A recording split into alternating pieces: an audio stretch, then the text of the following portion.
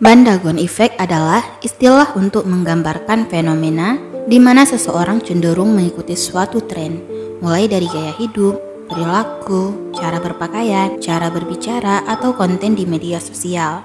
Dalam teori psikologi, bandwagon effect merupakan serangkaian perilaku atau sikap yang dilakukan orang lain karena banyak orang yang melakukan hal yang sama.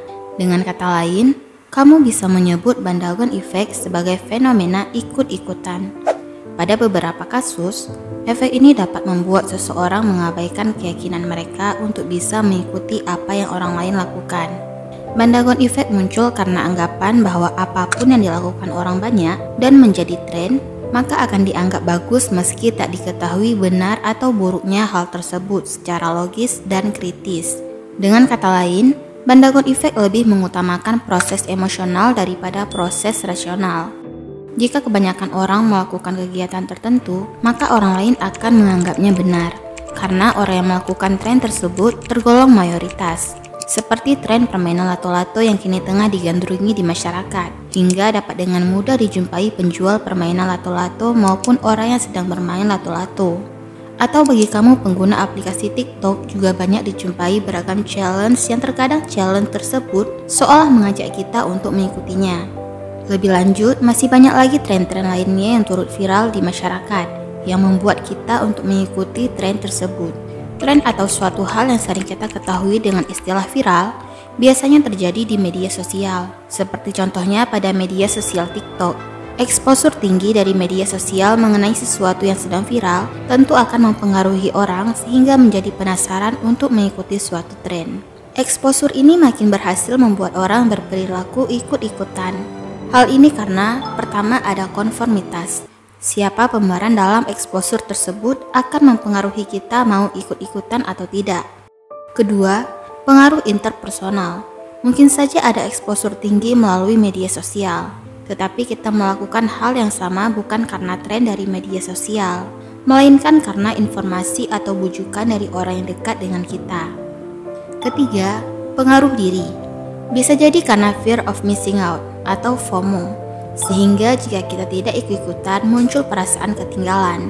Atau bisa juga karena curiosity, yaitu penasaran dengan apa yang terjadi, karena adanya exposure dan medsos.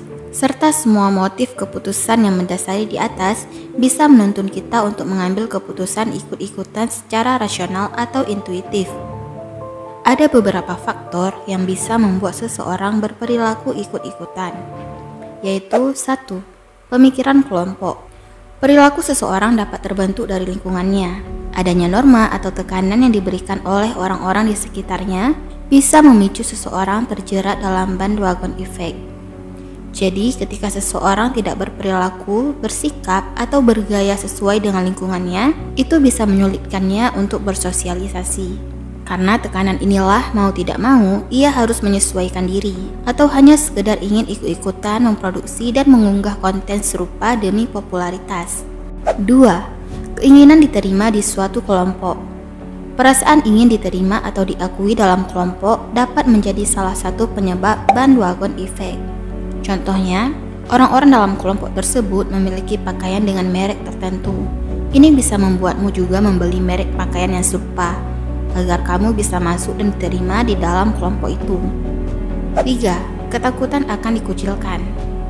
Mungkin masih ada beberapa orang yang memandang aneh dan mengucilkan orang yang tidak mengikuti tren.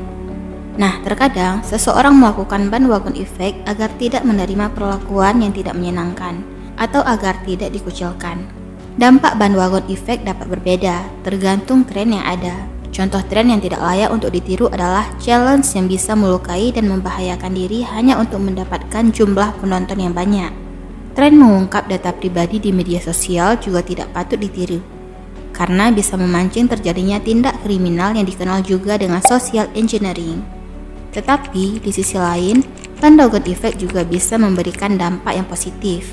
Misalnya jika kamu berada di lingkungan teman-teman yang suka berolahraga, hal ini bisa membuatmu terdorong untuk melakukan olahraga secara rutin. Tentunya ini bisa berdampak baik bagi kesehatanmu.